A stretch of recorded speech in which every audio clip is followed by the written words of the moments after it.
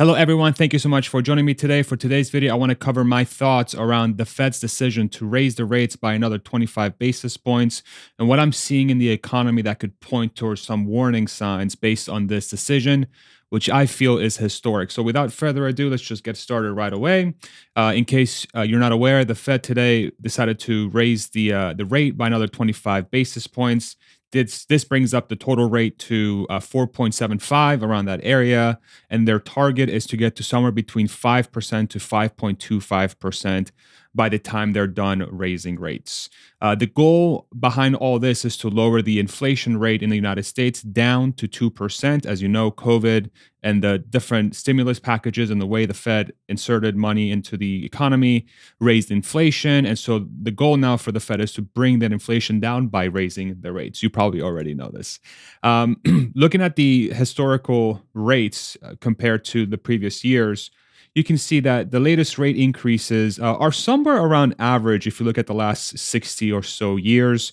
It doesn't really stand out too much. And so, from that perspective, we have historically average rates. However, the pace at which we've increased these rates is historically high. So, from 2022, you can see that the pace of change, so months since hiking cycle started, the pace of change of those rates is historically fast. And so we have historically fast changes, but we don't have historically high rates. And this, of course, was to battle inflation. You can see that if you look at the last, say, 40 or so years, the inflation rate in the United States was somewhere around 2 to 3% average.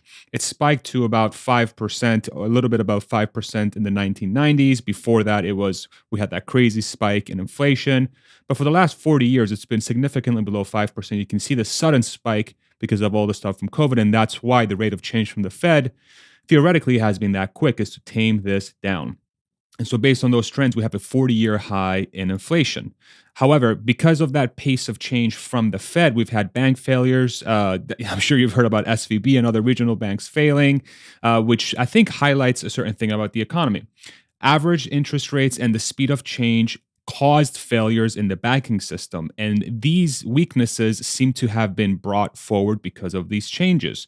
Now, of course, the Federal Reserve and the US government came forward to try and shore up any concerns and fears around these failures to try and essentially prevent any additional bank runs, which of course is a huge positive. However, could the economy be next? Maybe we started with the banking system and we showed, a few banks failing that were, not managed well, but because of the rate of change from the Federal Reserve, perhaps it put them in a really tough position to respond. Could there be similar type of responses from the economy? And I've been looking at some data here in the last couple of days that I want to sort of share with you and get your thoughts in the comment section below. If you're enjoying this content so far, I would love it if you throw me a like. It helps the YouTube algorithm show this to more people. Thank you so much, as well as subscribe if you want to see more content from me moving forward. Thank you so much. Really appreciate you. And then I also have a Substack that I started in the description below, farzadmisbahi.substack.com. Every Wednesday, we'll release a brand new article about the state of electric vehicles, technology, AI, so on and so forth.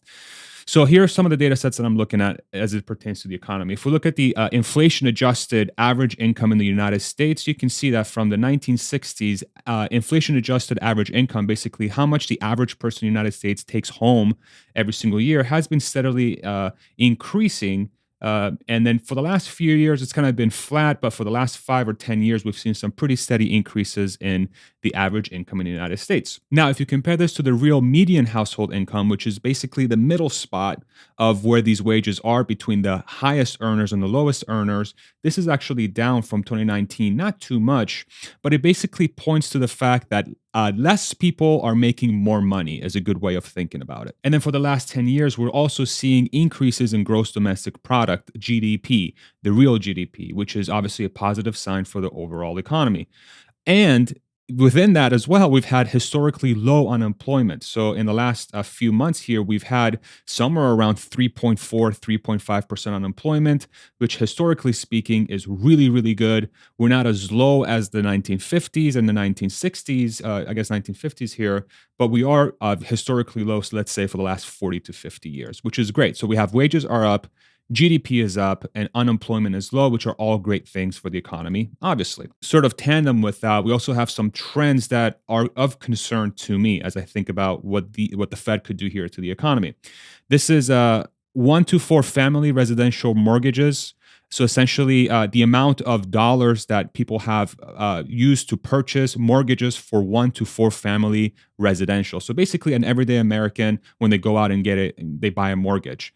We're at historical highs. So we're almost at, what is that, $14 trillion almost of one to four family residential mortgages. So there's record high debt around mortgages as of the end of 2020, going into 2021, into 2022. In these last few months, you've also seen some increased interest rates. Of course, that shouldn't be a surprise based on what the Fed is doing, but you're seeing higher interest rates. They're not really historically out of the norm, but they are much higher than they were, let's say, since 2009, 2010, nearing 7.5% on average.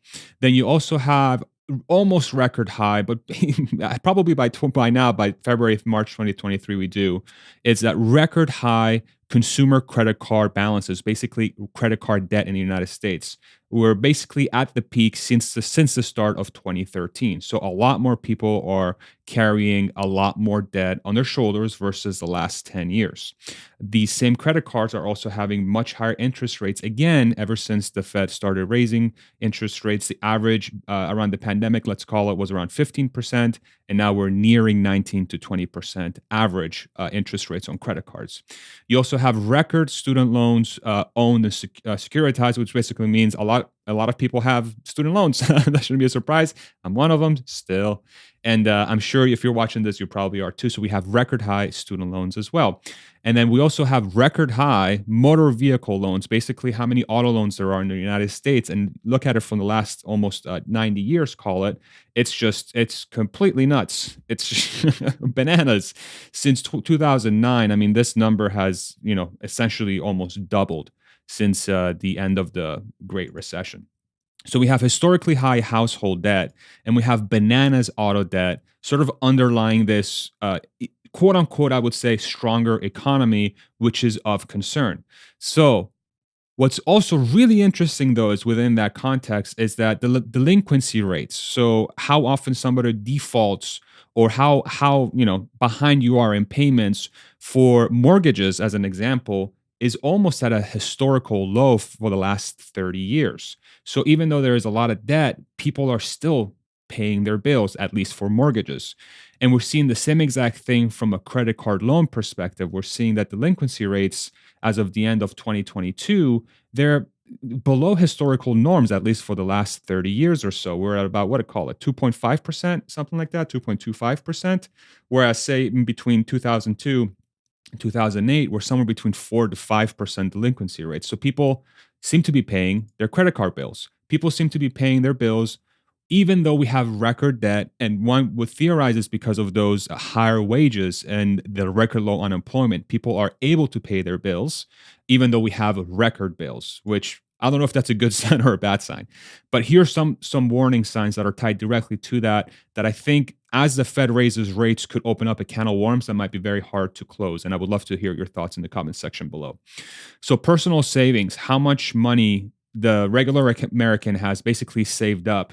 As of the beginning of 2023, we're towards the lower end of savings, like net savings, how much money people have saved up in their bank accounts. If you look at the historical norm, we're somewhere around here. And then ever since 2022 hit, and then we got away from the stimulus checks, which is one of the main reasons why we had this spike here, plus people just being home and not spending any money, our personal savings has gone down dramatically. And it's still started to recover, but if you look at the average, is somewhere around or below average personal savings. And then if you look at the personal savings rate, so what percentage of your income you save relative to how much you make, for the last few months here, we are almost at historical low personal savings rate, mirroring towards the end of the beginning of the Great Recession. So around this sort of 2% to 4% area. Some nice uptick here in the end, which says that, hey, more people are saving or saving more as a percentage of the total income, but it's significantly lower than after the Great Recession from 2009 all the way up to COVID 2020. So that's a point of concern. So savings rates and total savings are below average with historical high credit card, mortgages, auto loans, and student loans. And so the question becomes, where is this money going? So if people have less money saved up and they're saving less as a percentage of income relative to, say, the last 10, 15 years, is more money being put towards paying for monthly payments? Where is this money going? I would love to hear your thoughts in the comment section below. And so that's what my gut's telling me, is that people have record high debt and they're not saving as much because they're paying for that record high debt. They're not defaulting on it, they're not behind payments, but the money has to be put somewhere. That's to pay for that debt. That could be one of the trends. In addition, if we look at the subprime auto market, which is basically folks that have 600 credit scores or below in the United States, if we look at specifically at auto loans, folks that are below 550 credit rating, more than 10% of those folks are now more than 60 days delinquent on their auto loans. And if we look at folks between 550 and 575, more than 8% of those folks are more than 60 days delinquent on their auto loans.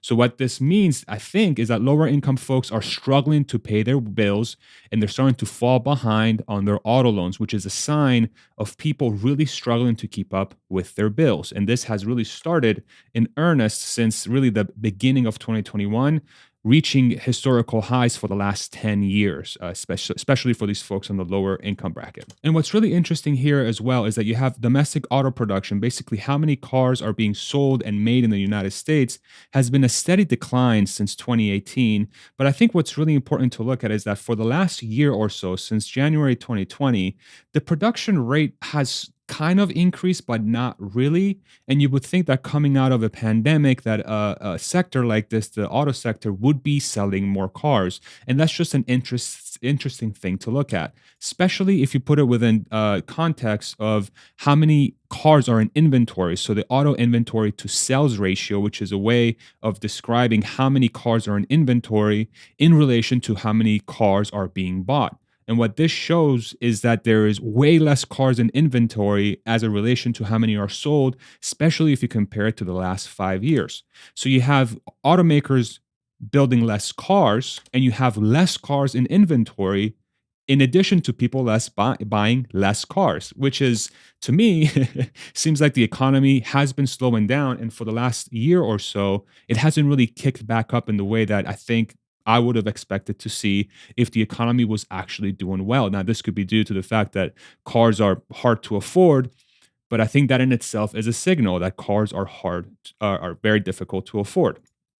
And then the other thing to keep in mind is that the auto industry employs about 2 million people total in the United States if you add up suppliers and auto manufacturers and all that stuff. So what does it mean if there are less car sales in the United States, especially coming out of a pandemic with record high debt, record high household debt, record high auto loans, record high GDP, but the auto industry is shrinking? It's just a fascinating thing that's going on. Again, I would love to hear your thoughts around that. And again, I think that the very important part here is that all of this is within the context of record low unemployment.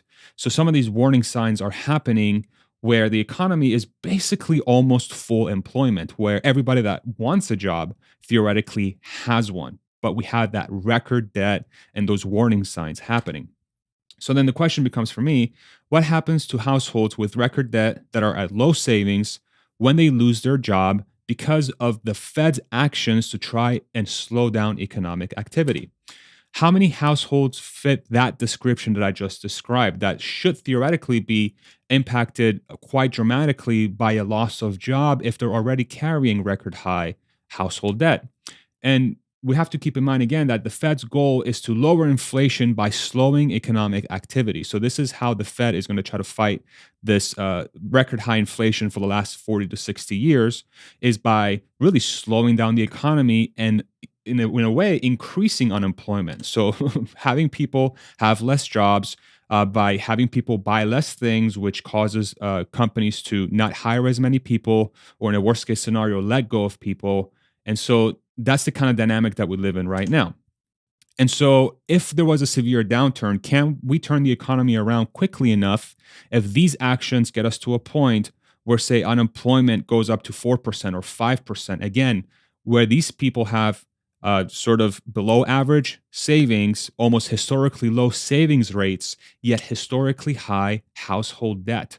what kind of dynamic does that present for the economy? Are people going to be able to survive that? And what is the Fed and the government going to do to potentially change course? Will it require some sort of stimulus if we were to be in this position? What would that look like, right? What is the government going to do if we end up in this situation? Again, I don't know if we will, but ultimately I put together this video to start some conversation. I'm not an expert in this field, far from it, but I do love looking at data. I love analyzing trends, and I always try to get ahead of the curve a little bit to see where we might end up, just because it's something that, I don't know, I'm obsessed with it. I don't know. I like sort of seeing where the future is going to end up. So I would love to hear your thoughts in the comments below. Am I looking at it correctly? Am I looking at it incorrectly? What are your thoughts? Let's turn the comment section into a good place to have some civil discourse around this very complicated but very important topic. If you'd like to support the channel by purchasing some merch, I have a link to the store in the description below. And then I also have a coupon code for Athletic Greens or AG1, which is a supplement that I use every single morning. You get some free travel packs and free vitamin D with that coupon. Thank you so much for watching. I hope this video was informative and helpful, and we'll see you in the next one. Take it easy, everybody. Bye-bye.